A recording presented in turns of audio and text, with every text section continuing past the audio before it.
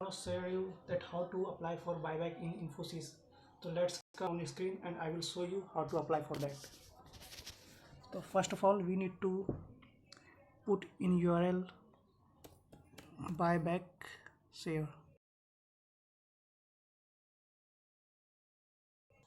As I trade with Groww, so you can see all opening buybacks showing there. 3 buyback are there. So I will apply for Infosys only. Closing date is 26 November and today is 20. So so this is not any buying recommendation, selling or buying recommendation. So I have 128 share. So I applied for that. Here you can see that verify. So I will click there. Here we go.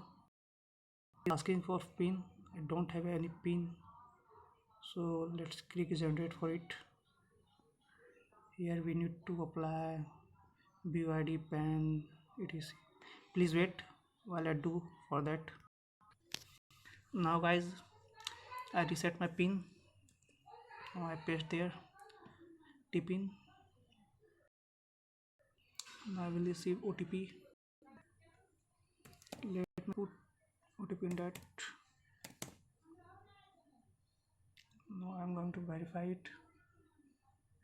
Almost there. Yes. You see, applied for buyback 128 share.